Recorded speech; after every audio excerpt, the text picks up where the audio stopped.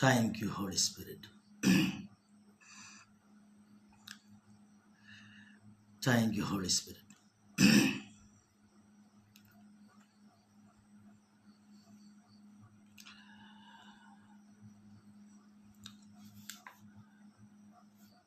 Thank you, Holy Spirit. കർത്താവിൻ്റെ ധന്യ തിരുനാമം ഈ രാത്രിയിൽ വാഴ്ത്തപ്പെടുമാറാകട്ടെ. വിശേഷാൽ എക്സോഡസ് മീഡിയ മിനിസ്ട്രിയുടെ ഈ പേജിലൂടെ എന്നെ ശ്രദ്ധിക്കുന്ന എല്ലാ ദൈവമക്കൾക്കും ക്രിസ്തുയേശുവിൽ സ്നേഹവന്ദനത്തെ അറിയിക്കുന്നു. വിശേഷാൽ ഈ രാത്രിയിലെ ഈ ലൈവിൽ ശുശ്രൂഷിക്കുവാൻ എന്നെ ക്ഷണിച്ച ക്രിസ്തുവിൽ ബഹുമാന്യനായിരിക്കുന്ന പാസ്റ്റർ ബാബി മത്തായി അവറുകൾ, ഈ ഫേസ്ബുക്ക് കൂട്ടായ്മയുടെ അഡ്മിന്മാരായിട്ടിരിക്കുന്ന എല്ലാ ദൈവമക്കൾ, ഇന്ന് രാത്രിയിൽ ഈ ലൈവിൽ വിവിധ സ്ഥലങ്ങളിൽ നിന്ന് എന്നെ ശ്രദ്ധിക്കുന്ന എല്ലാ പ്രിയപ്പെട്ടവർക്കും ക്രിസ്തുയേശുവിലുള്ള വന്ദനങ്ങൾ, ആദരവുകൾ, ബഹുമാനങ്ങൾ അറിയിക്കുന്നു. ഇന്ന് രാത്രിയിൽ എൻ്റെ സൗണ്ട് ക്ലിയർ ആണെങ്കിൽ ഒന്ന് മെസ്സേജ് ചെയ്താൽ വളരെ നല്ലതായിരിക്കും. ലൈവിൽ എന്നെ ശ്രദ്ധിക്കുന്ന ഏതെങ്കിലും പ്രിയപ്പെട്ടവർ ഈ രാത്രിയിൽ എൻ്റെ ശബ്ദം ക്ലിയർ ആണെങ്കിൽ നിങ്ങളൊന്ന് മെസ്സേജ് ചെയ്താൽ വളരെ അനുഗ്രഹമായിരിക്കും എനിക്കത് മനസ്സിലാക്കാൻ. ഇന്ന് രാത്രിയിൽ കർത്താവിൻ്റെ വചനവും യേശു ക്രിസ്തുവിൻ്റെ സാക്ഷ്യവും നിമിത്തം ഇന്ന് രാത്രി നിങ്ങളോടൊന്നിച്ച് ആയിരിക്കുവാൻ ക്രിസ്തുയേശു ജീവിതത്തിൽ ഒരിക്കൽ വലിയ ഭാഗ്യ അവസരത്തിനായി കർത്താവിന് നന്ദി പറയുന്നു. ഒരിക്കൽ കൂടെ എക്സോഡസ് മീഡിയ മിനിസ്ട്രിയുടെ ചുമതല വഹിക്കുന്ന കർത്താവിൽ ബഹുമാന്യനായ പാസ്റ്റർ ബാബു മാത്യു അവர்களോട്, തന്നോടൊപ്പം പ്രവർത്തിക്കുന്ന എല്ലാ ബഹുമാന്യരായ കർത്താവിൻ്റെ അഭിഷിക്തന്മാർ, കർത്തൃദാസിമാർ, ദൈവമക്കൾ ഏവർക്കും ഇന്ന് രാത്രിയിൽ ക്രിസ്തുവിൽ വന്ദനങ്ങൾ അറിയിക്കുന്നു. ഇന്ന് രാത്രിയിൽ ഞാൻ നിങ്ങളോട് സംസാരിക്കുവാൻ കർത്താവിൻ്റെ ഹൃദയത്തിൽ നൽകിയിരിക്കുന്നൊരു ദൈവവചനം മർക്കോസ് എഴുതിയ സുവിശേഷം 5-ാം അധ്യായം അതിൻ്റെ 25 മുതലുള്ള വാക്യങ്ങൾ, അതിനോട് ചേർന്ന് മത്തായി എഴുതിയ സുവിശേഷം 9-ാം അധ്യായം 20, 21, 22 വാക്യങ്ങൾ. മർക്കോസ് എഴുതിയ സുവിശേഷം 5-ാം അധ്യായം 25 മുതലുള്ള വാക്യങ്ങളും, മത്തായി എഴുതിയ സുവിശേഷം 9-ാം അധ്യായം 20, 21, 22 വാക്യങ്ങൾ. ഞാൻ ആ വാക്യങ്ങളൊന്ന് ജസ്റ്റ് വായിച്ചിട്ട് ഇന്ന് രാത്രിയിലെ ദൈവവചന ശുശ്രൂഷയിലേക്ക് നിങ്ങളുടെ ശ്രദ്ധയെ കർത്താവിൽ ക്ഷണിക്കുന്നു. ഇവിടെ എഴുതിയിരിക്കുന്ന പദം ഇങ്ങനെയാണ്: 12 സംവത്സരമായിട്ട് രക്തസ്രവമുള്ളവളായി പല വൈദ്യന്മാരാലും ഏറിയൊന്ന് സഹിച്ച് തനിക്കുള്ളതൊക്കെയും ചെലവഴിച്ചിട്ടും ഒട്ടും ഭേദം വരാതെ ഏറ്റവും പരവശയായി തീർന്നിരുന്ന ഒരു സ്ത്രീ യേശുവിൻ്റെ വർത്തമാനം കേട്ടു. അവൻ്റെ വസ്ത്രമെങ്കിലും തൊട്ടാൽ ഞാൻ രക്ഷപ്പെടുമെന്ന് പറഞ്ഞ് പുരുഷാരത്തിൽ കൂടി പുറകിൽ വന്ന് അവൻ്റെ വസ്ത്രം തൊട്ടു. ക്ഷണത്തിൽ അവളുടെ രക്തസ്രവം നിന്നു, ബാധ മാറി, താൻ സ്വസ്ഥയായി എന്നവൾ ശരീരത്തിൽ അറിഞ്ഞു. ഉടനെ യേശു തങ്കൽ നിന്ന് ശക്തി പുറപ്പെട്ടു എന്നുള്ളിൽ അറിഞ്ഞിട്ട് പുരുഷാരത്തിൽ തിരിഞ്ഞു, എൻ്റെ വസ്ത്രം തൊട്ടതാരെന്ന് ചോദിച്ചു. ശിഷ്യന്മാർ അവനോട്, പുരുഷാരം നിന്നെ തിക്കുന്നതും തിരക്കുന്നത് കണ്ടിട്ടും എന്നെ തൊട്ടതാറ് എന്ന് ചോദിക്കുന്നുവോ എന്ന് പറഞ്ഞു. അവനോ അത് ചെയ്തവളെ കാണുവാൻ ചുറ്റും നോക്കി. സ്ത്രീ തനിക്ക് സംഭവിച്ചത് അറിഞ്ഞിട്ട് ഭയപ്പെട്ടും വിറച്ചും കൊണ്ട് തനിക്ക് സംഭവിച്ചത് അറിഞ്ഞിട്ട് ഭയപ്പെട്ടും വിറച്ചും കൊണ്ടുവന്ന് അവൻ്റെ മുമ്പിൽ വീണു. വസ്തുതയൊക്കെയും യേശുവിനോട് പറഞ്ഞു. അവൻ അവളോട്, മകളെ, നിന്റെ വിശ്വാസം നിന്നെ രക്ഷിച്ചിരിക്കുന്നു. സമാധാനത്തോടെ പോയി ബാധയൊഴിഞ്ഞ് സ്വസ്ഥയായിരിക്കുക എന്ന് അറിയിച്ചു. നമുക്ക് വളരെ സുപരിചിതമായ ഒരു വേദഭാഗമാണ് ഇന്ന് രാത്രിയിൽ ഒരുമിച്ച് ധ്യാനിക്കുവാൻ കർത്താവിൽ ശരണപ്പെടുന്നത്. ഈ വചനഭാഗത്തിലൂടെ ഇന്ന് രാത്രി നമ്മൾ ധ്യാനിക്കുന്ന വിഷയം ഒരു വിടുതലിനായി വ്യാപരിക്കുന്ന വിശ്വാസം എങ്ങനെയുള്ളതാണ്. പ്രാർത്ഥിക്കുന്ന ഒത്തിരി ദൈവമക്കളെ നമുക്കറിയാം. ഉപവസിക്കുകയും പ്രാർത്ഥിക്കുകയും വചനങ്ങൾ ഉരുവിടുകയും വചനത്തിൽ ആശ്രയിക്കുകയും ചെയ്യുന്ന ഒത്തിരി ദൈവമക്കളുണ്ട്. ഈ പ്രാർത്ഥനയൊക്കെ നടത്തുമ്പോഴും വചനം പറയുമ്പോഴും ഉപവസിക്കുമ്പോഴും ഇതെല്ലാം കഴിഞ്ഞിട്ട് നമ്മൾ അവരോട് സംസാരിച്ചാൽ എന്തിനു വേണ്ടിയാണ് പ്രാർത്ഥിച്ചത്, എന്താണ് അവർ പ്രതീക്ഷിച്ച് പ്രാർത്ഥിച്ചത് എന്ന് നമ്മൾ ചോദിച്ചാൽ പലപ്പോഴും അവരുടെ സംസാര ഭാഷ പ്രാർത്ഥിച്ചതിനനുസരിച്ചാകണമെന്നില്ല. പലപ്പോഴും പ്രാർത്ഥനയുടെ കുറവോ ഉപവാസ പ്രാർത്ഥനകളുടെ അഭാവവുമല്ല, പക്ഷേ വിശ്വാസം, വെളിപ്പെടേണ്ട വിശ്വാസം, വ്യാപരിക്കേണ്ട വിശ്വാസം, വ്യാപരിക്കേണ്ട അളവിൽ ഒരളവിൽ വ്യാപരിച്ചില്ലെങ്കിൽ പ്രാർത്ഥനകൾ നിഷ്ഫലമാകാനുള്ള സാധ്യതകളുണ്ട്. ഇന്ന് രാത്രിയിൽ ഈ രക്തസ്രവക്കാരിയിൽ വ്യാപരിച്ച വിശ്വാസത്തെയാണ് നമ്മൾ അല്പമായിട്ട് ധ്യാനിക്കാൻ ആഗ്രഹിക്കുന്നത്. നമുക്ക് വളരെ വ്യക്തമായിട്ട് പല ആവർത്തി പല അഭിഷിക്തന്മാരിലൂടെ കേട്ട ദൈവാലോചനകൾ ഈ വചനഭാഗത്തോടുള്ള ബന്ധത്തിൽ ഇത്തരണത്തിൽ എന്നെ കേൾക്കുന്ന മാന്യരായ ഒത്തിരി ശ്രോതാക്കൾക്ക് തങ്ങളുടെ ഓർമ്മയിൽ വരുന്നുണ്ടായിരിക്കാം. എന്നാൽ ഇന്ന് ഞാൻ നിങ്ങളോട് പങ്കുവെക്കാൻ ആഗ്രഹിക്കുന്നത് എൻ്റെ ഹൃദയത്തിൽ പരിശുദ്ധാത്മാവ് സംസാരിക്കാൻ ഇട്ട ചില ആലോചനകളാണ്. ഇവിടെ നമ്മൾ കാണുന്നത് 12 ദീർഘവർഷങ്ങളായിട്ട് രക്തസ്രവം ബാധിച്ചിട്ട് വൈദ്യന്മാർക്ക് മുഴുവനും ചികിത്സിച്ചിട്ട് അവരെ കൊണ്ട് മടുത്തൊരു സ്ത്രീ. ഈ ഭാഗത്തുനിന്ന് നമുക്ക് ഗ്രഹിക്കാൻ കഴിയുന്നത് ഈ സ്ത്രീയെക്കുറിച്ച് ബൈബിൾ നമുക്ക് തരുന്ന വിശകലനം, അവളുടെ പേര് പരിശുദ്ധാത്മാവ് പുസ്തകത്തിൽ എഴുതിയിട്ടില്ല.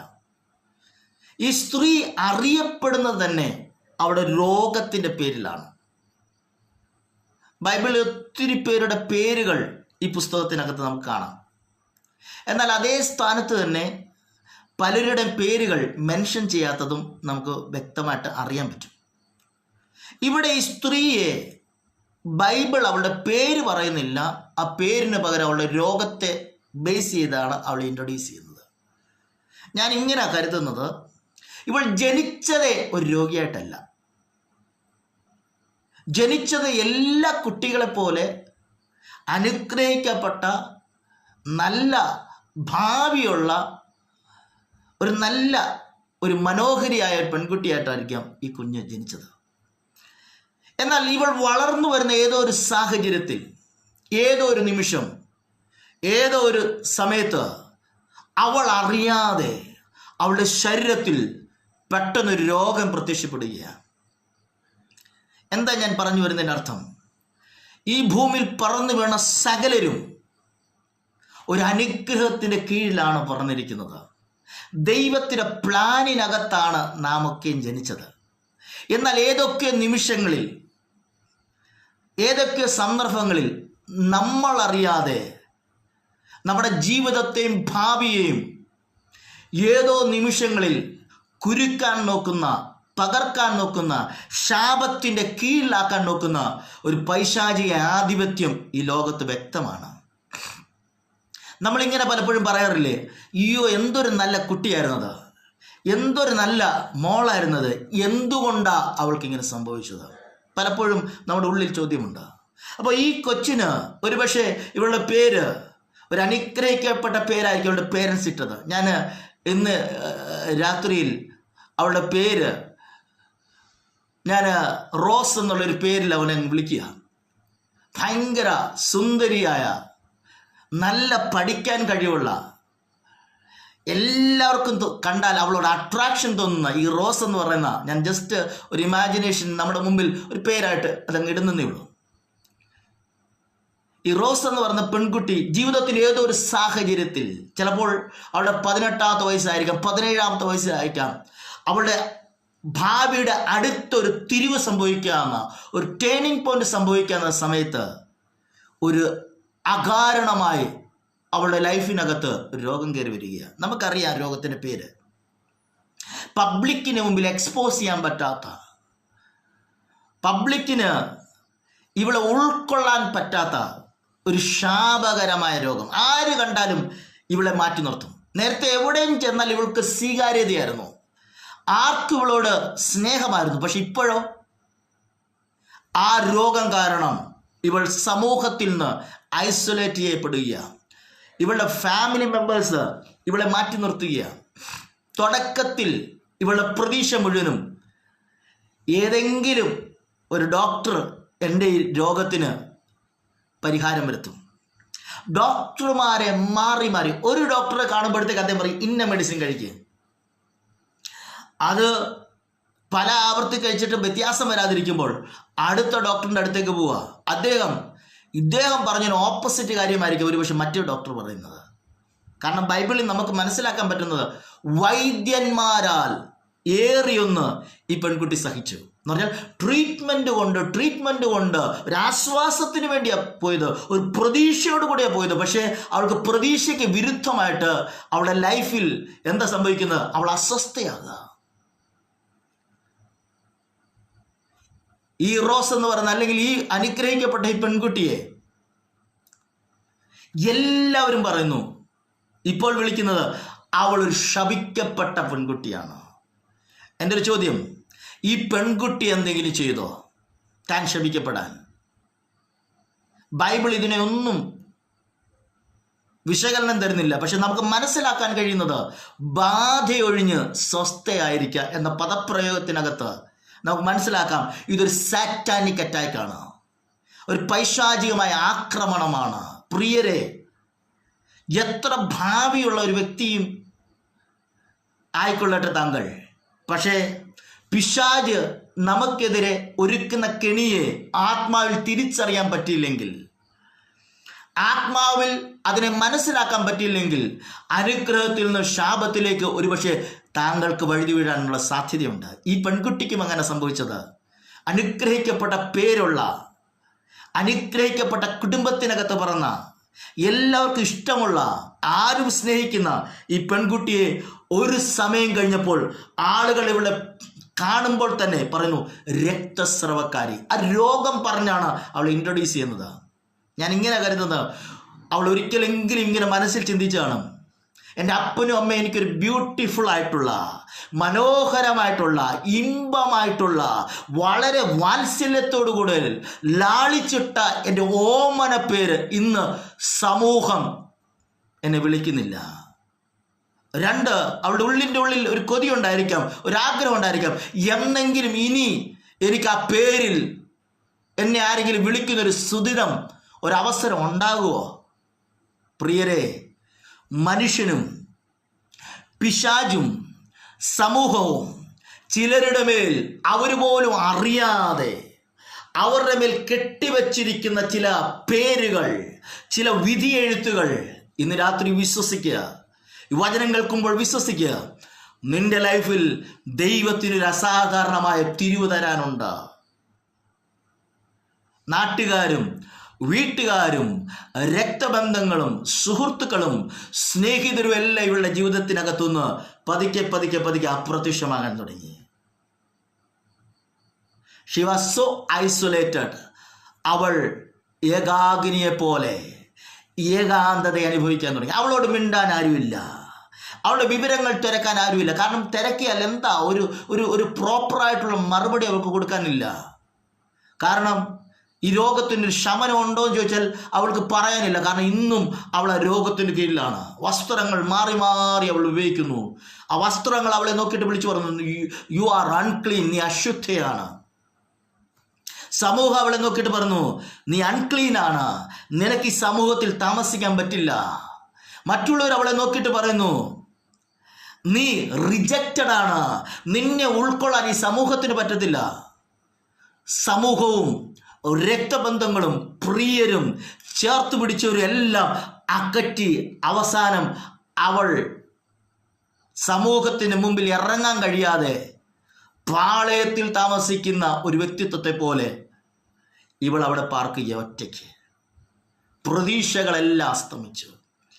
ജീവിതം ഇനി അനുഗ്രഹിക്കപ്പെടും എന്നുള്ളൊരു സ്വപ്നം അവളുടെ മുമ്പിൽ ഇല്ല.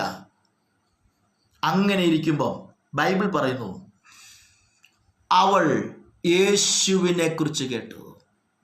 ആദ്യം ഞാൻ പറഞ്ഞത്, ഇവളുടെ മേൽ ഇട്ട മനോഹരമായ പേരൻസ് ഇട്ട പേര് മാറ്റിയിട്ട് പിശാച്, സമൂഹം ഇവളുടെ മേൽ ഒരു ശാപത്തിൻ്റെ പേര് ഇവളുടെ മേൽ എഴുതി വെച്ചു.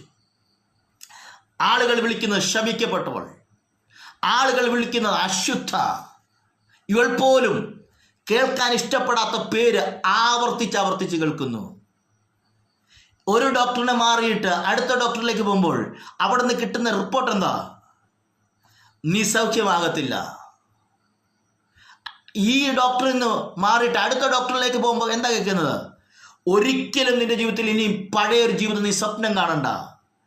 മരണമല്ലാതെ 100 കണക്കിന് റിപ്പോർട്ടുകൾ ഇവരുടെ കയ്യിൽ ഉണ്ട്. ആ റിപ്പോർട്ടുകൾ പറയുന്നു, നീ ഒരിക്കലും രക്ഷപ്പെടില്ല. ഇവളുടെ കാതിൽ ഇവൾ ആവർത്തിച്ച് കേട്ടു, യു ആർ അൺക്ലീൻ, നീ അശുദ്ധ. കേൾക്കുന്നതും കയ്യിലുള്ള റിപ്പോർട്ടും പറയുന്നു, ഇനി ഒരു ഒരു നല്ല ജീവിതം നിന്റെ ലൈഫിൽ ഉണ്ടാകില്ല. ഇത് കേട്ട് നിരാശയുടെ പടുകുഴിയിൽ ഒറ്റയ്ക്ക് മരണമല്ലാതെ ജീവിതത്തിൽ വേറൊന്നുമില്ലെന്ന് പറഞ്ഞിരിക്കുമ്പോൾ അവളായിരുന്ന ആ ഭാഗത്ത് അവളുടെ അടുക്കൽ ഒരാൾ ചെന്നിട്ട് പറയുക, യേശു എന്ന പേര്. നമുക്കറിയാം ഇവളുടെ രോഗം അശുദ്ധ എന്ന് പറഞ്ഞാൽ സൊസൈറ്റിയിൽ നിന്ന് ഇവിടെ റിജക്റ്റ് ചെയ്യുന്ന, ഐസൊലേറ്റ് ചെയ്യുന്ന രോഗമാണ്. ഇപ്പം നമുക്ക് കോവിഡിനെ കുറിച്ചൊക്കെ അറിയാവുന്നതുകൊണ്ട് അറിയാം. കോവിഡ് വരുന്ന ഒരാളെ പബ്ലിക് ഉള്ള പ്ലേസസിൽ അയാളെ കൊണ്ടിരുത്തത്തില്ല, അയാളെ ഐസൊലേറ്റ് ചെയ്യും. അങ്ങനെയാണെങ്കിൽ അന്നത്തെ സമൂഹത്തിൽ ഇവിടെ ഐസൊലേറ്റഡാ. പാളയത്തിലായിരിക്കും അവൾ ഒരു പക്ഷെ പാർക്കുന്നത്. ആരെയും അവളുടെ രക്തബന്ധങ്ങളെ കാണാൻ, പേരൻസിനെ കാണാൻ, സഹോദരങ്ങളെ കാണാൻ കൊതി ഉണ്ടായിരിക്കാം, ആഗ്രഹം ഉണ്ടായിരിക്കാം, പക്ഷേ പറ്റുന്നില്ല. സംഹാവ് എങ്ങനെയാണേലും ഇവൾ ആരോ ഇവളുടെ അടുക്കൽ വന്നേച്ച് പറഞ്ഞു, യേശു എന്ന് പറയുന്ന ഒരാളുണ്ട് കേട്ടോ. നിന്റെ രോഗത്തിൻ്റെ പേര് കൊണ്ടാണ് നീ വർഷങ്ങളായിട്ട് ശപിക്കപ്പെട്ടോളുന്ന നിലവാരത്തിൽ നിന്റെ മേൽ കെട്ടിവെച്ച ആ പേരിനെ അഴിക്കാൻ കഴിയുന്ന വേറൊരാളുണ്ട്, അവൻ്റെ പേരാ യേശു. ഞാൻ ഇങ്ങനെ കരുതുന്നത്, ഇവളൊരു പെൺകുട്ടി ആയതുകൊണ്ട്, ഇവളൊരു സ്ത്രീ ആയതുകൊണ്ട് ഇവളായിരിക്കുന്ന പാളയത്തിലേക്ക് ചെന്നത് ഒരിക്കലും ഒരു പുരുഷനാകാൻ സാധ്യതയില്ല, ഏതോ ഒരു സഹോദരിയാണ്.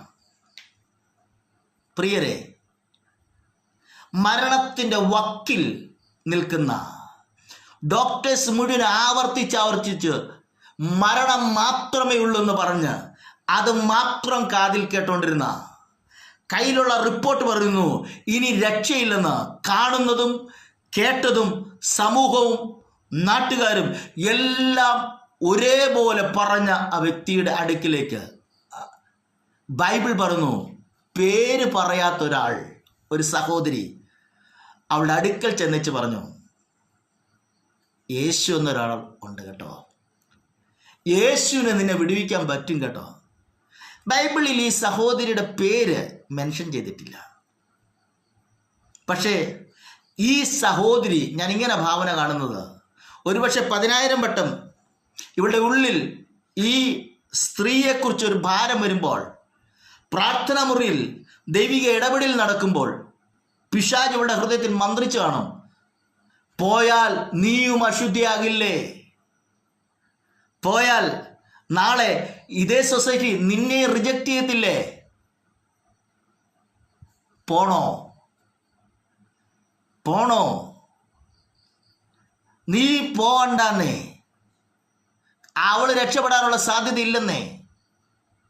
പക്ഷെ ആരോ അവളുടെ ഹൃദയത്തിൽ പറയുന്നു, ഗോ ആൻഡ് ടെൽ ഹർ, പോയി അവളോട് പറ, there is a savior who can save you from the sickness, who can save you from the death നിന്നെ മരണത്തിൽ നിന്ന് വിടുവിക്കാൻ കഴിയുന്ന ഒരാളുണ്ട്, ശാപത്തിൽ നിന്ന് വിടുവിക്കാൻ കഴിയുന്ന ഒരാളുണ്ട്.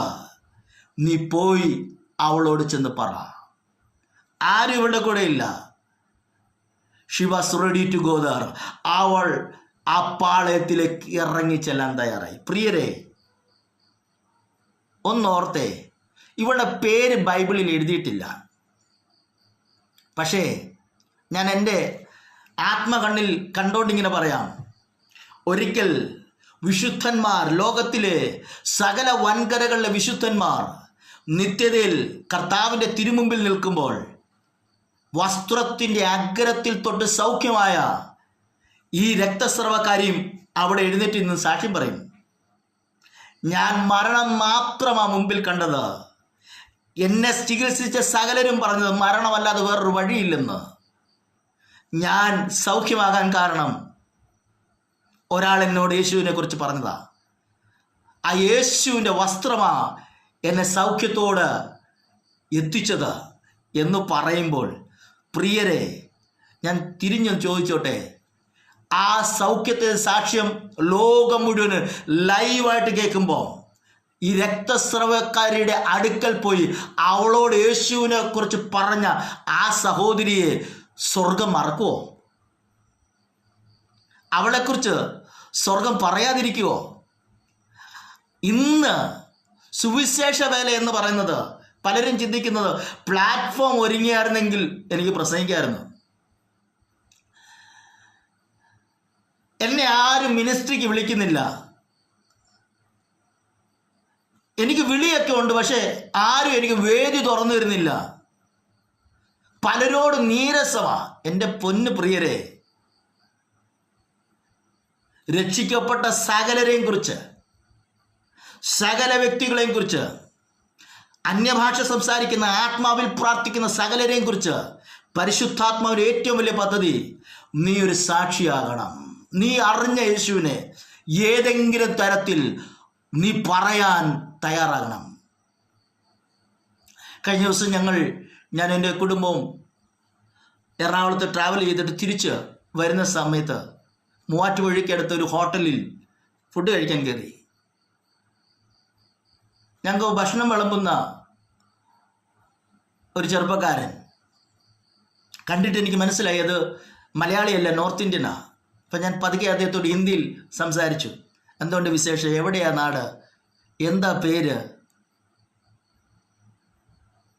അപ്പോൾ പതിവില്ലാതെ ഇങ്ങനെയൊക്കെ ചോദിക്കുന്നത് കാണുമ്പോൾ അദ്ദേഹത്തിന് എന്നോട് തിരിച്ചൊരു ചോദ്യം തോന്നി, എന്താ താങ്കൾ ചെയ്യുന്നത്? കാരണം അവിടെ സാധാരണ ആൾക്കാർ വരുന്നത് സപ്ലയറിനോട് സംസാരിക്കാനല്ല, ഫുഡ് കഴിക്കണ്ട. കഴിച്ചേച്ച് എത്രയും വേഗം ടിപ്പ് കൊടുത്തിട്ട് മടങ്ങിപ്പോണം, പൈസ കൊടുത്തിട്ട് മടങ്ങിപ്പോണം. 10-20 മിനിറ്റ് സമയം സ്പെൻഡ് ചെയ്യുന്നത്. ആ ചെറിയ നിമിഷങ്ങൾക്കകത്ത് ആ വ്യക്തിയെ പരിചയപ്പെടുമ്പോൾ, ആ ചെറുപ്പക്കാരനെ പരിചയപ്പെടുമ്പോൾ, ആസാംകാരനാ,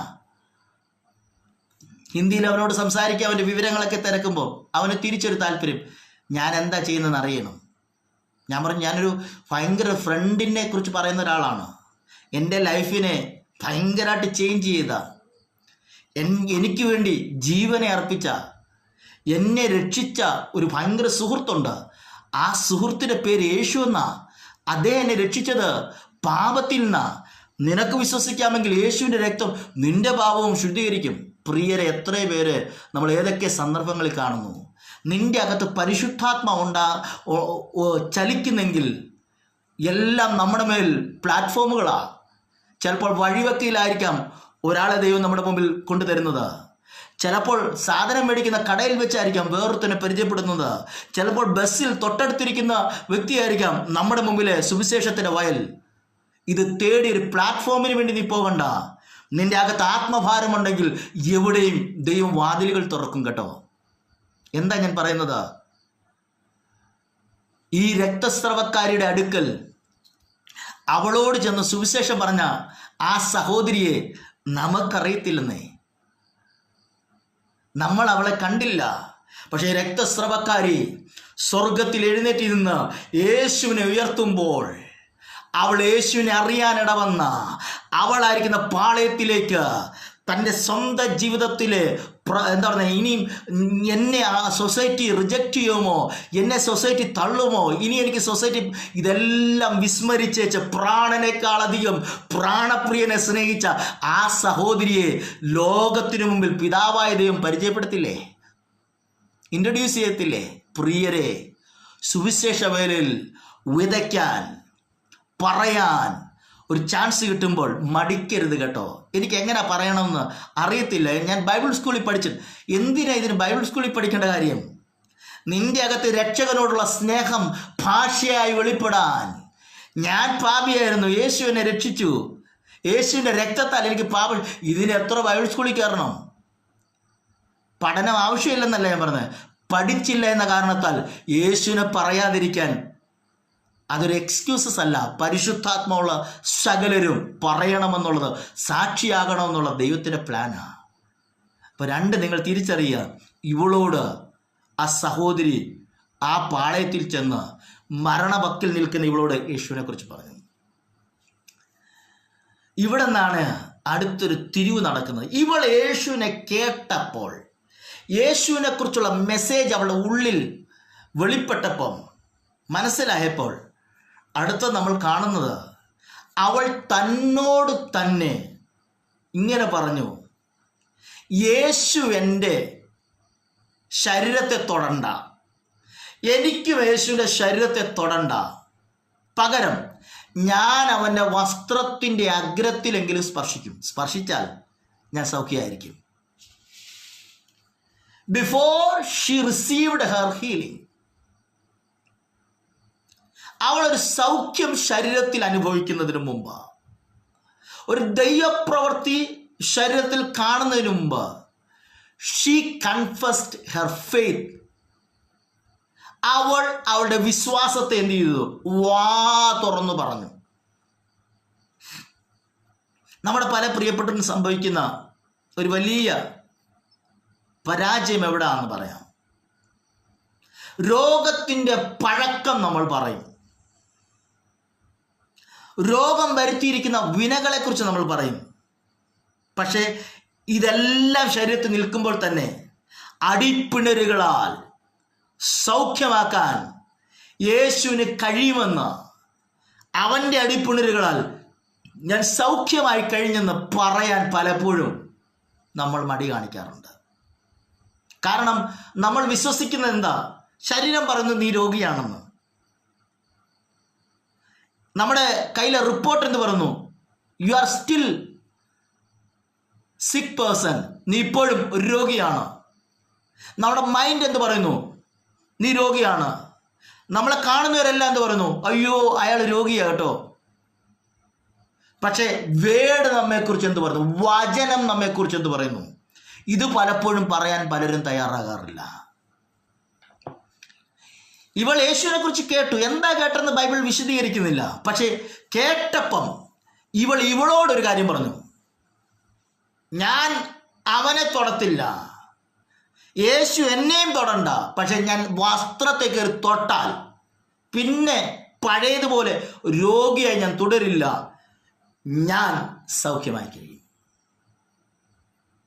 പ്രിയരെ, നമ്മെ എൻകറേജ് ചെയ്യാൻ ഈ മണ്ണിൽ ആരും ഇല്ലേലും രോഗത്തിൻ്റെ നിരാശ നമ്മുടെ ഹൃദയത്തെ ആഴത്തിൽ മൂടുമ്പോഴും, പ്രിയരെ, പഴയ നിയമത്തിലൊരു വേദഭാഗമുണ്ട്. ദാവീദോ തൻ്റെ ദൈവമായ യഹോവയിൽ ധൈര്യപ്പെട്ടു. ആരും എൻകറേജ് ചെയ്യാനില്ല എന്ന കാരണത്താൽ നിരാശപ്പെടരുത് കേട്ടോ. മരണവും ജീവനും വേറൊരാളുടെ നാവിലല്ല, നമ്മുടെ നാവിലാണ്. നമ്മൾ പറയണം ഞാൻ സൗഖ്യമാകും, നമ്മൾ പറയണം എനിക്ക് വിടുതലിൻ്റെ ടൈമായി, നമ്മൾ പറയണം ഞാനൊരു സൂപ്പർ നാച്ചുറലിലേക്ക് എൻ്റർ ആകാൻ പോവാ. ഇവളൊരു സൗഖ്യം ശരീരത്തിൽ അനുഭവിക്കുന്നതിന് മുമ്പ് അവളോട് പറഞ്ഞു, ഞാൻ തൊടും, ഞാൻ സൗഖ്യമായിരിക്കും. ആമേൻ. ആരും അവളോട് പറഞ്ഞില്ല നീ ഫെയ്ത്ത് കൺഫസ് ചെയ്യണമെന്ന്. പക്ഷെ അവൾക്ക് മനസ്സിലായി, ഇതുവരെ ഞാൻ പറഞ്ഞിരുന്ന ഒരു പറച്ചിലുണ്ട്, മരിക്കാൻ പോവാ. എല്ലാവരും എന്നോട് പറഞ്ഞെന്താ? മരണമാ. എല്ലാവരും എല്ലാ റിപ്പോർട്ടും പറഞ്ഞതോ മരണമാ. എന്തെല്ലാം മനുഷ്യനും റിപ്പോർട്ടുകളും പിശാചുകളെ നോക്കി പറഞ്ഞു. യേശുവിനെ കുറിച്ച് കേട്ടപ്പോൾ അന്ന് അവൾ തിരിച്ചു പറയാൻ തുടങ്ങി, ഇല്ല, ഞാൻ മരിക്കയില്ല, ഞാൻ തൊടും, ഞാൻ സൗഖ്യമായിരിക്കും. പ്രിയരെ, ഒരു അസാധാരണമായ ദൈവപ്രവൃത്തിയിലേക്ക് കയറണമെങ്കിൽ നെഗറ്റീവായിട്ട് നമ്മൾ പറഞ്ഞതിന് ക്യാൻസലേഷൻ ചെയ്തിട്ട് അതിന് ഓപ്പോസിറ്റ് നമ്മൾ പറയാൻ തയ്യാറാണ്. ദാരിദ്ര്യത്തിലാണോ? ഓ കഷ്ടമാകട്ടോ, ഓ എനിക്കിനി രക്ഷയില്ല എന്ന് പറയുന്നതിന് ഉപരി അവൻ എളിയവനെ കുപ്പയിൽ നിന്ന് ഉയർത്തിയിട്ട് ജനത്തിൻ്റെ പ്രഭുക്കന്മാരോട് കൂടി ഇരുത്തും. വേടിനെ പറ, വചനത്തെ പറ. താൽക്കാലികമായിട്ടൊന്നും കാണുന്നില്ലായിരിക്കാം, പക്ഷെ ഈ വചനത്തിന് അതിൻ്റെതായ ശക്തിയുണ്ട് നമ്മെ വിടുവിക്കാൻ. അപ്പൊ ഇവള് ഫെയ്ത്ത് അവൾ കൺഫസ് ചെയ്തു. മൂന്നാമത് അവൾ വിശ്വാസത്തെ പ്രഖ്യാപിച്ചു, പറഞ്ഞെന്ന് മാത്രമല്ല, അടുത്തത് ചെയ്യുന്നത് അവളായിരുന്ന സ്ഥലത്തുനിന്ന് എഴുന്നേറ്റ് യേശു കർത്താവ് എവിടെയാണോ അവൻ്റെ അടുക്കിലേക്ക് പോകാൻ തയ്യാറായി. തിരിച്ചറിയുക, ഇവിടെ നമുക്ക് കാണുന്ന വേദഭാഗത്തിനകത്ത് നമുക്ക് മനസ്സിലാക്കാൻ പറ്റുന്ന ചിത്രം ഇങ്ങനെയാണ്. യായിറോസ് എന്ന് പറയുന്ന ഒരു മനുഷ്യൻ യേശു കർത്താവിൻ്റെ അടുക്കൽ വന്നേച്ച് യായിറോസ് പറഞ്ഞു, എൻ്റെ മകൾ മരണകരമായ രോഗത്തിലാണ്, എന്നെ ചെയ്യണമെന്ന് അറിയത്തില്ല, നീ വന്നേ പറ്റൂ. യായിറോസിൻ്റെ കരച്ചിലും യായിറോസിൻ്റെ നിലവിളിയും കേട്ട് യേശു കർത്താവ് എന്ത് ചെയ്യുക? ആ വീടിനെ ലക്ഷ്യമാക്കുക. യേശുവിൻ്റെ കൂടെ ശിഷ്യന്മാരുണ്ട്, യേശുവിൻ്റെ മീറ്റിങ്ങിൽ പങ്കെടുത്ത പുരുഷാരമുണ്ട്. ഇങ്ങനെ തിക്കി തിരക്കി പോകുന്ന ഒരു ജാഥ യായിറോസിൻ്റെ വീടിനെ, നമുക്കറിയാം ഒരാൾ സീരിയസ് ആണെന്ന് കേൾക്കുമ്പോഴത്തേക്ക് ആ യാത്ര എങ്ങനെയായിരിക്കും? ഒരിക്കലും സാമട്ടി നമ്മൾ പോകില്ല. ആ യാത്ര ഭയങ്കര സ്പീഡിലായിരിക്കും. കാരണം എന്താ? എത്രയും വേഗം അവിടെ എത്തണം. അങ്ങനെയാണെങ്കിൽ യേശുവും ശിഷ്യന്മാരും കൂടെയുള്ള പുരുഷാരും ഭയങ്കര ഫാസ്റ്റായിട്ട് യാത്ര ചെയ്യുക യായിറോസിൻ്റെ വീട്ടിലേക്ക്. കാരണം യായിറോസ് നടക്കുകയാണോ ഓടുകയാണ്? കാരണം മകൾ മരിക്കാറായി, ഏത് സമയം എന്തു സംഭവിക്കാം. അങ്ങനെയാണെങ്കിൽ എത്രയും വേഗം യേശുവിന് ചെല്ലണം. ഈ റോഡിൽ വെച്ചാണ്, ഈ യാത്ര മധ്യേ വെച്ചാണ് ഈ സഹോദരി യേശുവിൻ്റെ സൗഖ്യത്തെ റിസീവ് ചെയ്യുന്നത്. ആമേൻ. എന്ന് പറഞ്ഞാൽ വിശ്വാസം പറഞ്ഞാൽ മാത്രം പോരാ, വിശ്വാസത്തിനൊരു പ്രവൃത്തിയുണ്ട് പ്രിയരെ. ചിലത് നമ്മൾ ആത്മാവ് തരുന്ന നിയോഗത്തിനനുസരിച്ച്, പരിശുദ്ധാത്മാവ് തരുന്ന ബോധ്യതകൾക്കനുസരിച്ച് ചെയ്യാൻ തയ്യാറാകണം. ഇവൾ ചെയ്യാൻ തയ്യാറാണ്. അവൾ അവിടെ നിന്ന് എഴുന്നേറ്റു. മരണം എന്ന് പറഞ്ഞ ആ മുറിക്കകത്തുനിന്ന്, മരണം എന്ന് പറഞ്ഞ പാളയത്തിനകത്തുനിന്ന്, റിപ്പോർട്ടുകൾ മുഴുവനും മരണമെന്ന് വായിച്ച ആ സ്ഥലത്തുനിന്ന് എഴുന്നേറ്റു. ജീവനിലേക്ക് അവൾ എഴുന്നേൽക്കുക. അവൾ പറയുന്ന പദം ഇങ്ങനെ, ഞാൻ തൊടും, ഞാൻ സൗഖ്യമാകും, ഞാൻ തൊടും, ഞാൻ സൗഖ്യമാകും. ഇത് പറഞ്ഞേച്ച് അവളെ ഇത് പറയുമ്പോൾ നിങ്ങൾ 12 വർഷമായിട്ട് ശരീരത്തിൽ നിന്ന് ബ്ലഡ് പോകുന്ന സ്ത്രീ എന്ന് നമുക്ക് ഇമാജിൻ ചെയ്യാവുന്നതേ ഉള്ളൂ. വളരെ തിന്നായിട്ടുള്ള, സ്ഥൂലിച്ച ശരീരമുള്ള, മെലിഞ്ഞ, ചാകാറായി കിടക്കുന്ന, മരണം മാത്രം മുമ്പിൽ അവൾ ഇത് പറഞ്ഞുകൊണ്ടിരിക്കുമ്പോൾ ഞാൻ ഇങ്ങനെ വിശ്വസിക്കുന്നത്, ഇന്നലെ വരെ ഇല്ലാത്തൊരു എനർജി അവളുടെ ബോഡിയിലേക്ക് ഇറങ്ങി വന്നു. അവളുടെ കൈകാലുകളിൽ ശക്തി വ്യാപരിക്കാൻ തുടങ്ങി. എഴുന്നേറ്റ് നിൽക്കാൻ, നടക്കാനുള്ള ബലം അവളുടെ മേൽ കയറി വന്നു. അവൾ നേരെ ഈ ജാഥയിലോട്ട് പോവാ. ഇവിടെ എന്നെ ചിന്തിപ്പിച്ച ഒരു കാര്യം പറയാം. ഇവൾ പറഞ്ഞു, എനിക്ക് യേശുവിനെ തൊടണ്ട കേട്ടോ. 2, യേശു എന്നെ തൊടാൻ ഞാൻ വെയിറ്റ് ചെയ്യുന്നില്ല. നമ്മുടെ മലയാളി സമൂഹത്തിനകത്ത് ഇപ്പം നടക്കുന്ന പല കൂട്ടായ്മകൾ, പലരുടെയൊക്കെ ഉള്ളിൻ്റെ ഉള്ളിൽ ആഗ്രഹം നേരിൽ കണ്ടൊന്ന് പ്രാർത്ഥിപ്പിച്ചാൽ, അല്ലെങ്കിൽ ഒന്ന് കൈവച്ച് പാസ്സൊന്ന് പ്രാർത്ഥിച്ചാൽ എന്നൊക്കെ ചിന്തിക്കുന്നൊരു സംഭവമാണ് പലപ്പോഴും. എല്ലാവരെയും കുറിച്ചല്ല, പലരും അങ്ങനെ ചിന്തിക്കാറുണ്ട്. അത് നല്ലതാണ്, ദൈവം അതിന് അവസരങ്ങൾ ഒരുക്കട്ടെ. എന്നാൽ അങ്ങനെ ഒരു അവസരം ഇല്ലാത്തൊരു സാഹചര്യത്തിൽ കർത്താവിന് ചലിക്കാൻ പറ്റത്തില്ലേ? മീഡിയയിലൂടെ നമ്മൾ പ്രസംഗിക്കുമ്പോൾ, മീഡിയയിലൂടെ യേശുവിനെ കുറിച്ച് പറയുമ്പം പരിശുദ്ധാത്മാവിന് ലിമിറ്റേഷൻസ് ഉണ്ടോ? ഇല്ല. ബൈബിളിനകത്തെ ആത്മാവിന് ലിമിറ്റേഷൻസ് ഇല്ല. വിശ്വസിക്കുന്നതിന് ലിമിറ്റേഷൻസ് ഇല്ല. വിശ്വസിക്കുന്നതിന് സകലം സാധിക്കുമെന്നാണ് ബൈബിൾ പറയുന്നത്. അപ്പോൾ ബൈബിൾ പറഞ്ഞു, അവൻ എന്നെ തൊടാൻ ഞാൻ വെയിറ്റ് ചെയ്യുന്നില്ല, എനിക്കും അവനെ പോയി തൊടണ്ട. പിന്നെ എന്ത് ചെയ്താൽ മതി? വസ്ത്രത്തിൻ്റെ അഗ്രത്തിൽ കയറി തൊട്ടാൽ മതി. ഞാൻ ചോദിക്കാം, സ്ത്രീയെ, ഇതിൻ്റെ രോഗം നോർമലാണോ? അല്ല. ഒരു സാധാരണ പനി പോലത്തെ പനിയാണോ? അല്ല. മരണവും ജീവനും ഇടയിലല്ലേ നീ നിൽക്കുന്നത്? ഇത്ര സീരിയസ് ആയിട്ടുള്ള രോഗത്തിനകത്ത് നിൽക്കുന്ന നീ എന്താ പറയുന്നത് അവൻ എന്നെ തൊടണ്ടാന്ന്? എന്താ നീ പറയുന്നത് നീയും അവനെ തൊടുന്നില്ലെന്ന്? അവൾ പറയും, എൻ്റെ ജീവിതത്തിനകത്ത് പ്രോബ്ലം കിടക്കുന്നത് വസ്ത്രത്തോടുള്ള ബന്ധത്തിലാണ്. ഓരോ ദിവസവും പല ആവർത്തി എനിക്ക് വസ്ത്രങ്ങൾ മാറണം. ഓരോ പ്രാവശ്യം വസ്ത്രം മാറുമ്പോൾ ആ വസ്ത്രം എന്നെ നോക്കിയിട്ട് പറയും, യു ആർ അൺക്ലീൻ, നീ അശുദ്ധിയാണ്. ആ വസ്ത്രം വാക്കും ഭാഷണവും കൂടാതെ അവളുടെ മുഖത്ത് നോക്കിയിട്ട് പറയും, നീ ഇത്രയും ഡ്രസ്സുകൾ മാറിയിട്ടും നീ ഇന്നും ക്ലീൻ ആയിട്ടില്ല. അപ്പൊ ഇവിടെ പ്രോബ്ലം കിടക്കുന്ന ഡ്രസ്സിലാണ്. അവൾ പറഞ്ഞു, എൻ്റെ ശരീരത്തിലെ ഡ്രസ്സ് എന്നെ നോക്കി പറയുന്നു, ഐ ആം അൺക്ലീൻ. ഇനി ഒരു 10,000 വട്ടം ഞാൻ ചേഞ്ച് ചെയ്താലും എൻ്റെ ഡ്രസ്സ് എന്നെ നോക്കി പറയും, യു ആർ അൺക്ലീൻ. എൻ്റെ ശരീരത്തിൽ കിടക്കുന്ന ഡ്രസ്സിന് എന്നെ അൺക്ലീൻ എന്ന് പറയാൻ പറ്റുമെങ്കിൽ ഞാൻ ആരെക്കുറിച്ച് കേൾക്കുന്നു? ഞാൻ ആരെക്കുറിച്ചാണ് കേട്ടത്?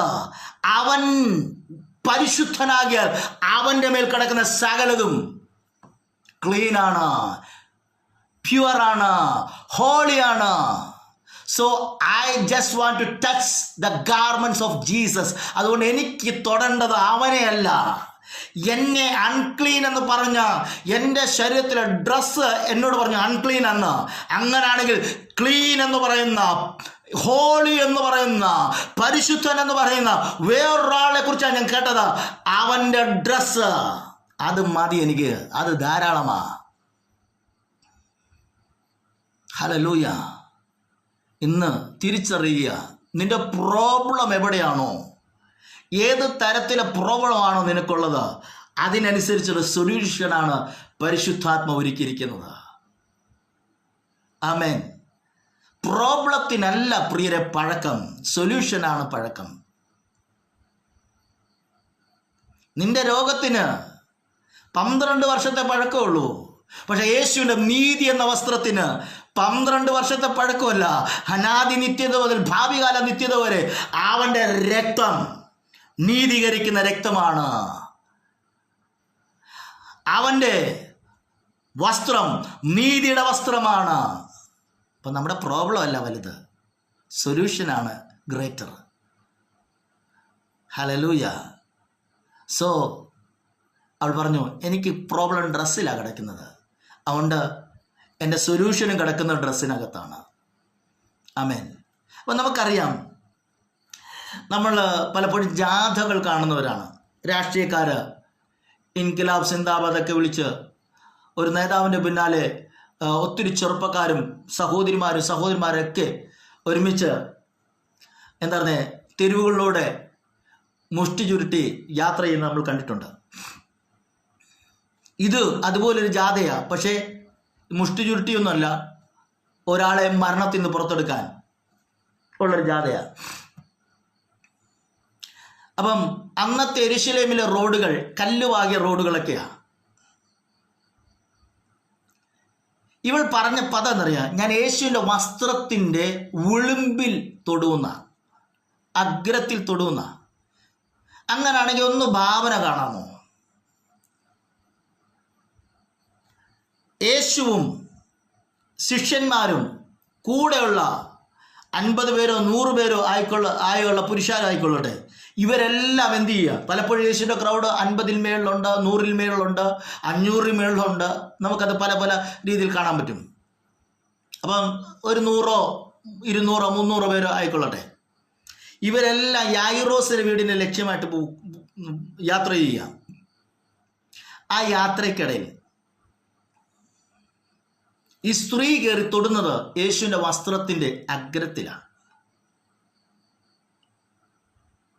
നടന്നു പോകുന്ന ഒരു യഹൂദൻ്റെ ഡ്രസ് കോഡ് ശ്രദ്ധിച്ചാൽ നമുക്കറിയാം, യഹൂദന്മാർ അല്ലെങ്കിൽ അറബികളെ ശ്രദ്ധിച്ചാൽ മതി, അവർക്കൊരു വലിയ ലോഹക്കുപ്പായമാണ്. ഇതിൻ്റെ അഗ്രത്തിൽ താഴത്തെ ഭാഗത്ത് തൊടണമെങ്കിൽ നിന്നോണ്ടൊരു സ്ത്രീക്ക് തൊടാൻ പറ്റുമോ? ഇതിൻ്റെ വിളിമ്പിൽ കയറി ഒരാൾക്ക് സ്പർശിക്കണമെങ്കിൽ നടന്നു പോകുന്ന, സ്പീഡിൽ പോകുന്ന ഇയാളിൻ്റെ വസ്ത്രത്തിൻ്റെ താഴെ ഭാഗത്ത് കയറി തൊടണമെങ്കിൽ ഞാൻ ഇങ്ങനെ കരുതുന്നത്, ഒരിക്കലും അത് നിന്നോണ്ട് തൊടാൻ പറ്റില്ല. ഒന്നുകിൽ ഈ സ്ത്രീ മുട്ടിൽ എഴയണം, അല്ലെങ്കിൽ അവൾ താഴെ ഇങ്ങനെ വലിഞ്ഞ് കയറി തൊടണം. ഇനി ഇച്ചിരൂടെ ഞാൻ പറയാം.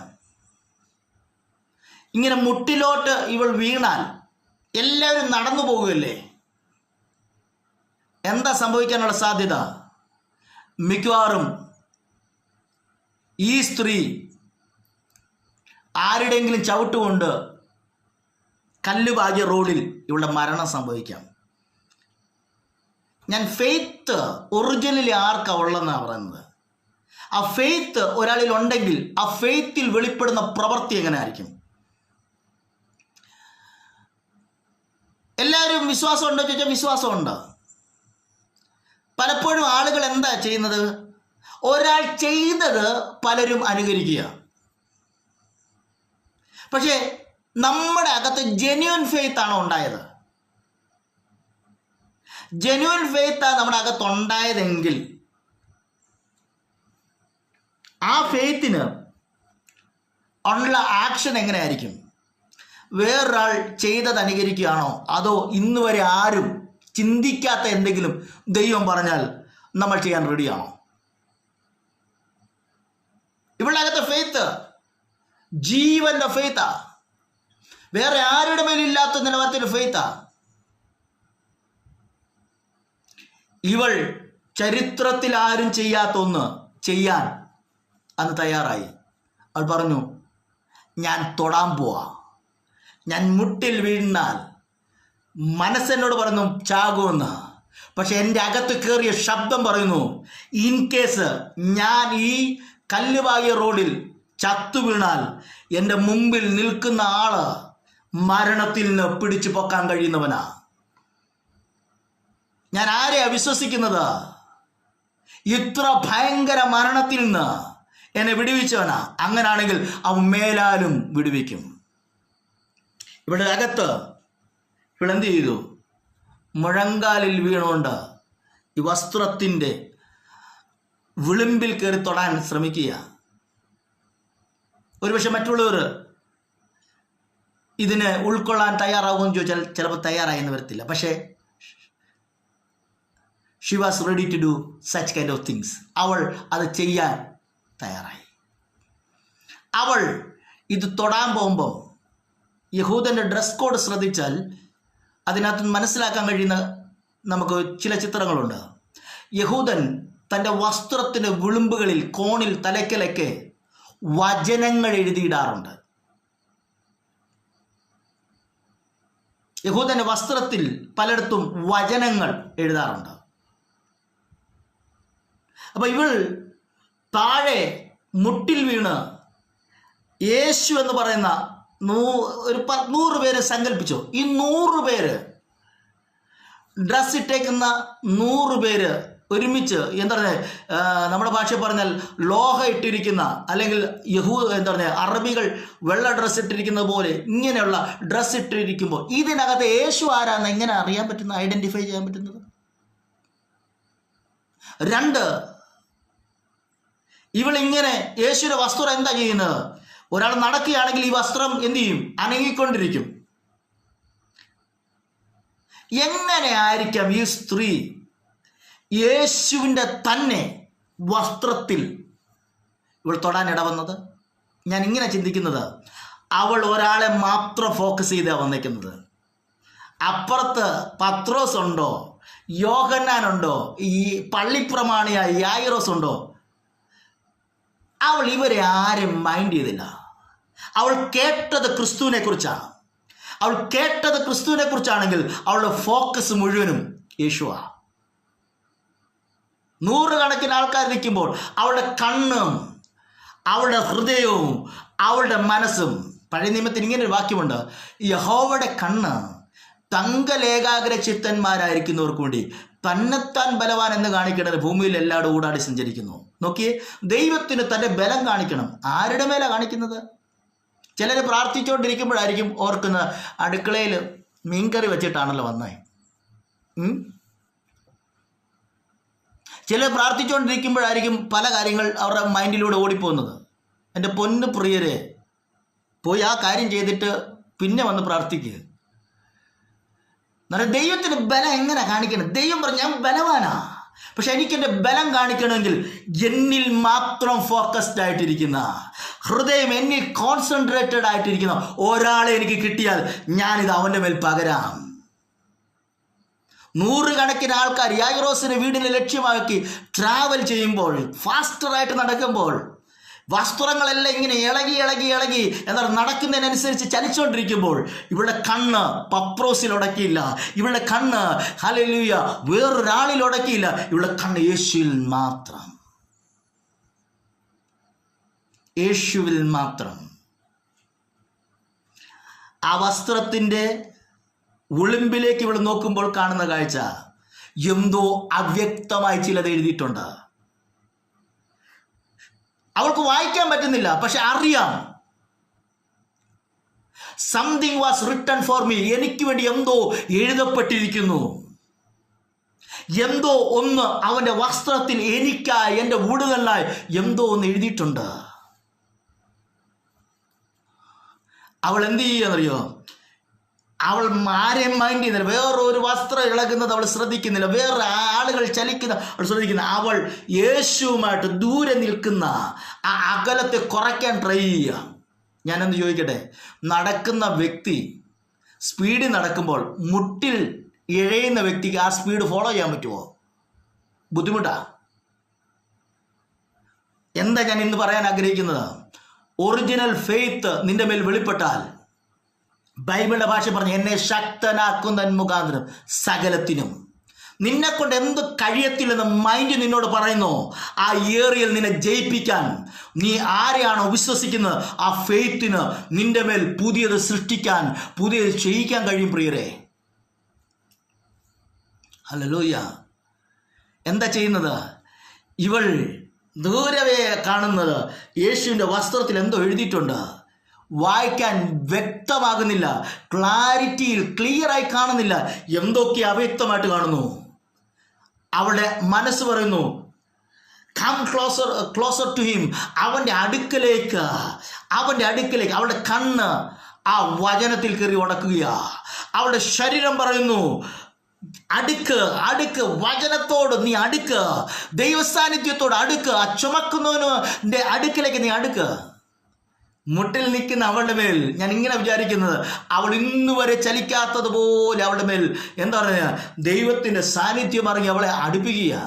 ഞാൻ പറയാം, 10,000 തടസ്സങ്ങൾ നമ്മുടെ മുമ്പിലുണ്ടെങ്കിലും വചനത്തെ കൊതിയോടുകൂടിയാണ് നാം ശ്രവിക്കുന്നതെങ്കിൽ നിന്റെ മുമ്പിലുള്ള തടസ്സങ്ങളായിട്ട് തുടരത്തില്ല.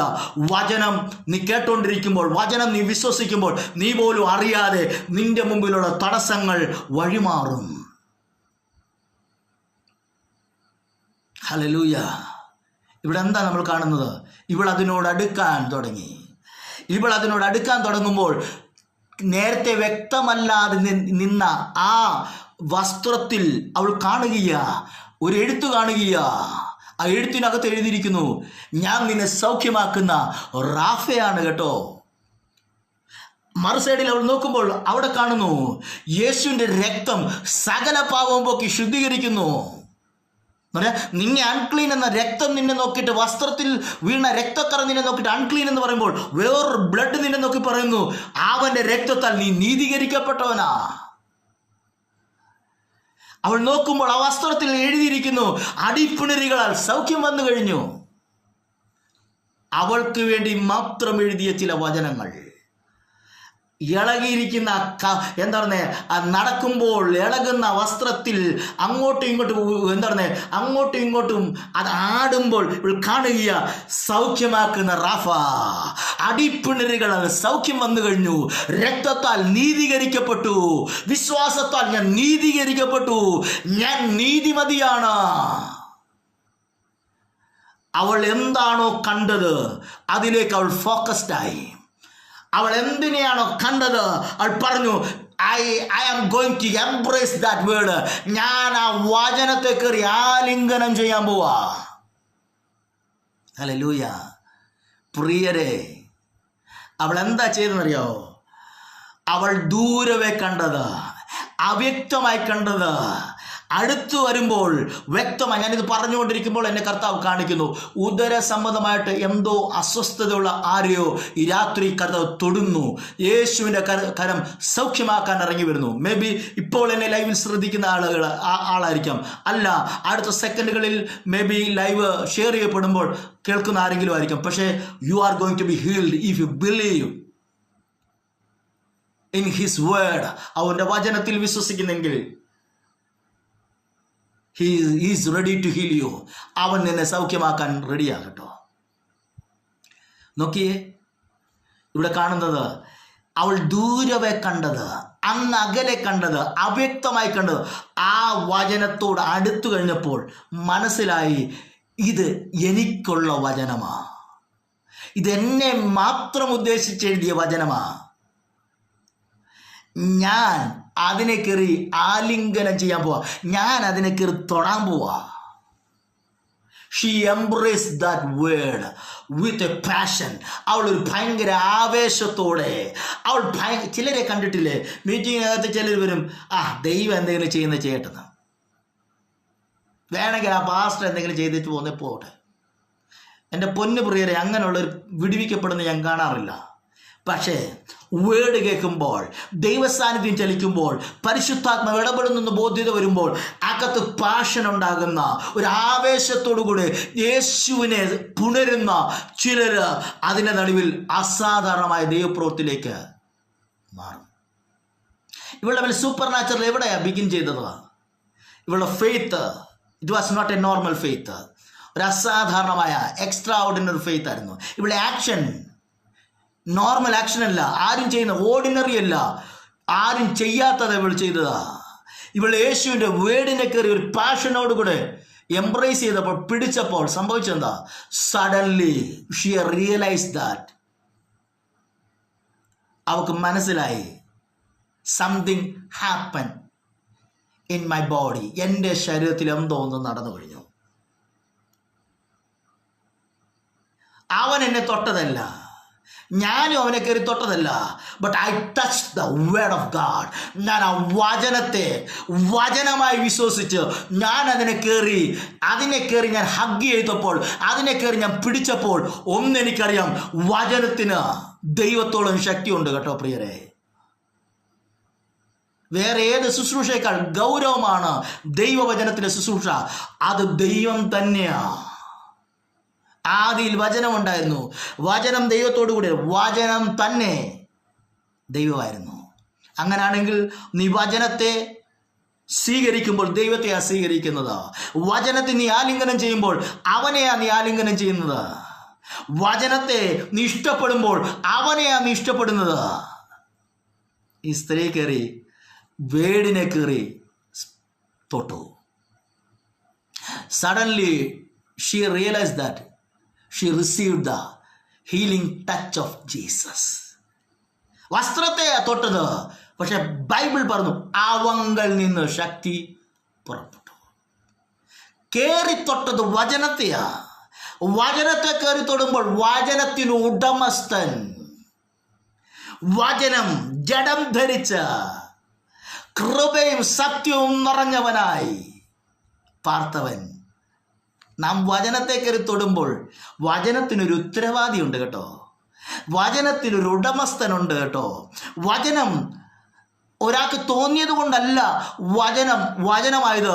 ദൈവാത്മാവിൻ്റെ നിയോഗവും പരിശുദ്ധാത്മാവിൻ്റെ ഇടപെടലിനനുസരിച്ച അവൻ്റെ ശ്വാസമാ വചനം. അങ്ങനെയാണെങ്കിൽ വചനത്തെ കയറി തൊടുമ്പോൾ വചനത്തിൻ്റെ സ്രഷ്ടാവ്, വചനത്തിൻ്റെ ഉത്തരവാദി, വചനത്തിൻ്റെ ആള് ലൈവായിട്ട് നമുക്ക് വേണ്ടി ചലിക്കാൻ തുടങ്ങും.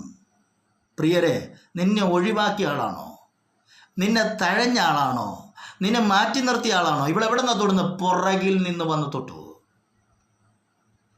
നീ എവിടെയാണെന്നല്ല ഇന്ന് രാത്രിയിലെ വിഷയം. നീ ആരുടെ വചനത്തെയാണ് ഇന്ന് കയറി റിസീവ് ചെയ്യുന്നത്? ആരാണ് പ്രസംഗിക്കുന്നതല്ല ഇന്ന് വിഷയം. ആരെക്കുറിച്ചാണ് ഇന്ന് രാത്രി പറയുന്നത്? പ്രിയരെ, ഉയർത്തെഴുന്നേറ്റ, മരണത്തെ ജയിച്ച, ഹേ മരണമേ നിന്റെ ജയം എവിടെന്ന് ആർത്തട്ടഹസിച്ച് നരകത്തെ വെല്ലുവിളിച്ച ഉയർപ്പിന്റെ ക്രിസ്തുവിന്റെ വചനത്തെയാണോ നീ സ്വീകരിക്കുന്നത്? ആ വചനം സൃഷ്ടിക്കുന്ന വചനമായി നിന്റെ ശരീരത്തിൽ ഇറങ്ങാൻ പോകും. എന്താണോ വർഷങ്ങൾ പിശാച് നിന്റെ മേൽ എഴുതിയ വിധി എഴുത്ത് വചനം, അതിനെ ഇന്ന് രാത്രി ഒരു കത്തി പോലെ ഇറങ്ങിയിട്ട്, വാള് പോലെ ഇറങ്ങിയിട്ട് അതിൻ്റെ തായ്വേരുകളെ മുറിച്ചു കളയും. പിശാച് പറഞ്ഞു ശപിക്കപ്പെട്ടവൾ, ഡോക്ടേഴ്സ് പറഞ്ഞു ഹല്ലേലൂയ ശപിക്കപ്പെട്ടവൾ, അശുദ്ധ. ഡ്രസ് അവളോട് പറഞ്ഞു യു ആർ അൺക്ലീൻ. പക്ഷെ വേർഡ് പറഞ്ഞു you are the precious child of God. നീ ദൈവത്തിന്റെ കുഞ്ഞാകട്ടോ, വചനത്തിന്റെ സന്തതിയാ. നിന്റെ ഉത്തരവാദി വചനത്തിന് ഉടമസ്ഥനായ ക്രിസ്തുവാ. നിന്റെ മേൽ മുഖം വെക്കാൻ പിശാചിനെയോ മതത്തെയോ ആചാരങ്ങളെയോ അനുഷ്ഠാനങ്ങളെയോ സമ്മതിക്കത്തില്ല. കാരണം നീ വചനത്തിന്റെ സന്തതിയാ. ആമേൻ. വചനത്തെ കയറി തൊട്ടപ്പോൾ, വചനം കയറി ഈ വചനത്തിന് ഉടമസ്ഥനായി ക്രിസ്തു പറഞ്ഞു ഇനി എനിക്ക് ചലിക്കാതിരിക്കാൻ പറ്റത്തില്ല. Suddenly the power of God moved from him. അവനിൽ നിന്ന് ശക്തി പുറപ്പെട്ടു. യേശു അങ്ങ് നിന്നിട്ടിങ്ങനെ പറഞ്ഞു, എന്നെ തൊട്ടത് ആര്? Somebody touched me. ആരോ എന്നെ തൊട്ടു. ഇത് പറയുമ്പം പത്രോസ്, യോഹന്നാൻ, യാക്കോബൊക്കെ അങ്ങോട്ടും ഇങ്ങോട്ടും നോക്കി ചോദിക്കുക, ഈ ഉപദേശിയുടെ റിലേ പോയതാണോ? വെളിവ് കേട്ടോ? ഇത്രയും തിരക്കും ഇത്രയും ജനസാന്ദ്രതയുള്ള റഷായിട്ട് ആളുകൾ യായിറോസിന്റെ വീട്ടിലേക്ക് പോവുക, തട്ടി മുട്ടി എല്ലാവരും അങ്ങോട്ടും ഇങ്ങോട്ടും സഞ്ചരിക്കുന്നത്. ഇതിൻ്റെ ഇടയ്ക്ക് ഉപദേശി ചോദിക്കുക, എന്നെ തൊട്ടത് ആര്? കാലെ ചവിട്ടിയിട്ട് കാല് നീര് വെച്ച് അപ്പുറത്തിരിക്കുക. അന്നേരം ഒരാൾ പറയുക, ആരാടാ എൻ്റെ ഡ്രസ്സേ കയറി? യേശുവിൻ്റെ ഒരു മറുപടി ഉണ്ട്. പലരും തൊടുന്നുണ്ട്, പലരും ക്ലോസറാന്ന് പറയുന്നുണ്ട്. പക്ഷേ ചരിത്രത്തിൽ ഇന്ന് വരെ ഒരാളും ചിന്തിക്കാത്തത്, ഒരാളും വിശ്വസിക്കാത്ത നിലവാരത്തിൽ, ഒരാളും ചലിക്കാത്ത നിലവാരത്തിൽ, ഒരാളും ചെയ്യാത്ത നിലവാരത്തിൽ, ദാണ്ടേ ഈ റോഡിൽ മുഴങ്കാലിൽ എൻ്റെ വസ്ത്രത്തിൻ്റെ വിളിമ്പിൽ കയറിയ എഴുതിയ വചനത്തെ കയറി ഒരാൾ തൊട്ടത് എനിക്കറിയാം. പുറകിൽ നിന്നാ വന്ന് തൊട്ടത്. ആ ആളിനെ എനിക്ക് കാണണം. ആ ആളിനെ എനിക്ക് എന്താ പബ്ലിക്കിന് മുമ്പിൽ എനിക്ക് ആ പബ്ലിക്കിന് മുമ്പിൽ എനിക്ക് ആളിനെ എന്ത് ചെയ്യണം? പുറത്ത് കാണിക്കണം. ഞാൻ പറയാം, വചനത്തെ സ്നേഹിക്കുന്ന പ്രിയനെ, വചനത്തെ സ്നേഹിക്കുന്ന പ്രിയരെ, നീ ഇന്ന് ഒത്തിരി പേരുടെ പിമ്പിലായിരിക്കാം. നിന്റെ കുടുംബം സാമ്പത്തികമായിട്ട് പിന്നോക്കമായിരിക്കാം. നിന്റെ മിനിസ്ട്രി സാമ്പത്തികമായിട്ട് പിന്നോക്കമായിരിക്കാം. നിന്റെ ചർച്ചിൽ ഒത്തിരി പേര് വരുന്നില്ലായിരിക്കാം. നിനക്ക് ഒത്തിരി വിദ്യാഭ്യാസം ഇല്ലായിരിക്കാം. പക്ഷെ നീ വേർഡ് ഓഫ് ഗോഡ് കേട്ടാൽ, വചനം എന്ന് പറഞ്ഞാൽ നീ അതിനെ കയറി കെട്ടിപ്പുണരുന്ന വ്യക്തിയാണോ? നീ അതിനെ സ്നേഹിക്കുന്ന വ്യക്തിയാണോ? അതാണോ രാവും പകലും നീ ധ്യാനിക്കുക? അതാണോ നിന്റെ ഇഷ്ടം? സ്വർഗം പറയും, നീ എത്ര പുറകിൽ കിടക്കുന്ന വ്യക്തിയാണേലും ഞാൻ നിന്നെ സെക്കൻഡുകൾക്കകത്ത് ഒരാൾക്ക് പോലും നിന്നെ പൊസിഷൻ ചെയ്യാൻ കഴിയാത്ത നിലവാരത്തിൽ ഫ്രണ്ട് റോയിൽ ഞാൻ നിന്നെ കൊണ്ടുവരും. If you really love the word of God, though you are standing in the behind, nobody recognized you. ആരും നിന്നെ ഇന്ന് വരെ അറിഞ്ഞിട്ടില്ലായിരിക്കാം. but you love the word of God so much. You really love the word of God very much. You have a great passion to hear the word of God. നിനക്കൊരു ഭയങ്കര ആവേശമാണ് വചനത്തിന് മുമ്പിൽ.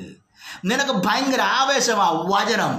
നിനക്ക് ഭയങ്കര ആവേശമാണ് വചനത്തിന് മുമ്പിൽ ഇരിക്കുന്നത്. നിന്നെ നോക്കിയിട്ട് കർത്താവിന് ഇന്ന് രാത്രി പറയാനുണ്ട്, നീ എത്ര പുറകിൽ നിൽക്കുന്ന വ്യക്തിയാണെങ്കിലും നിന്നെ ഈ തലമുറയിൽ ദൈവം ലക്ഷക്കണക്കിന് ആൾക്കാരുടെ മുമ്പിൽ നിന്നെ ഫ്രണ്ടിൽ കൊണ്ടിടാൻ പോവാ.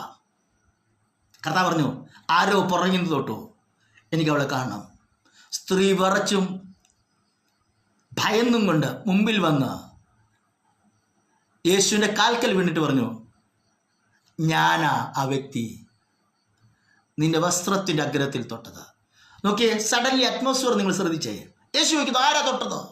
അവർ പറഞ്ഞു, ഇത്ര തിക്കിൻ്റെ തിരക്കിൻ്റെ ഇടയ്ക്ക് എന്താ ചോദ്യം ചോദിക്കുന്നത്? യേശു എന്താ മണ്ടത്തരമല്ലെന്നേ, കാര്യമുണ്ട്. സഡൻലി ആ ജാഥയുടെ അറ്റ്മോസ്ഫിയർ ചേഞ്ച് ആയി. Who was that guy? ആരാണ് ആ വ്യക്തി ഇത് തൊട്ടത്? എവറി ഐസ്, എല്ലാ കണ്ണുകളും ഒരാളിലേക്ക് ഫോക്കസ്ഡ് ആകുക, യേശുവിനും ഈ തൊട്ട വ്യക്തിയിലേക്കും. നോക്കിയേ, പുറകിൽ കിടക്കുന്ന വ്യക്തി മുമ്പിലോട്ട് വരുമ്പോൾ ഈ വ്യക്തിയിലേക്ക് എന്ന് പറഞ്ഞാൽ സമൂഹം മാറ്റി നിർത്തിയ, ഒഴിവാക്കിയ, ഇനി ഒരിക്കലും ഇനി സമൂഹത്തിൽ വരരുതെന്ന് പറഞ്ഞാൽ അവളെ എല്ലാവരും ഫ്രണ്ടിൽ കൊണ്ടുവന്ന് യേശു നിർത്തുക. നിർത്തിയിട്ട് പറഞ്ഞു, മകളെ എന്ന് പറഞ്ഞാൽ ഇവൾ ജീവിതത്തിൽ ഇവളുടെ അപ്പനും അമ്മയും ഇട്ട പേര് ഏതോ ഒരു നിമിഷത്തിൽ രോഗം ഇവിടെ മേൽ ഏതോ ഒരു പ്രായത്തിൽ വന്ന് ഇവളെ അസ്വസ്ഥമാക്കി കഴിഞ്ഞപ്പോൾ പിന്നെ ഇവൾ അറിയപ്പെട്ടത് രോഗത്തിന് പേരില്ല, അൺക്ലീൻ എന്നാണ് ഇവൾ അറിയപ്പെട്ടത്. ഒരു പ്രാവശ്യമെങ്കിലും ഇവൾ കൊതിച്ചു കാണും, എന്നെ ഒരാളെങ്കിലും എൻ്റെ അപ്പനിട്ട പേര് ഒന്ന് തിരിച്ചു വിളിച്ചിരുന്നെങ്കിൽ. യേശുവിന് പറയാനുണ്ട്, നിന്റെ അപ്പനിട്ട പേരല്ല, നിന്നെ ഓമന പേർ ചൊല്ലി ഞാൻ വിളിക്കുന്ന, ഞാൻ നിന്നെ കൈക്ക് പിടിച്ച് ഫ്രണ്ടിൽ കൊണ്ടുവന്ന് നിന്നെ ലോകത്തിന് പരിചയപ്പെടുത്തുന്ന ഒരു സീസൺ വരാൻ പോകുക.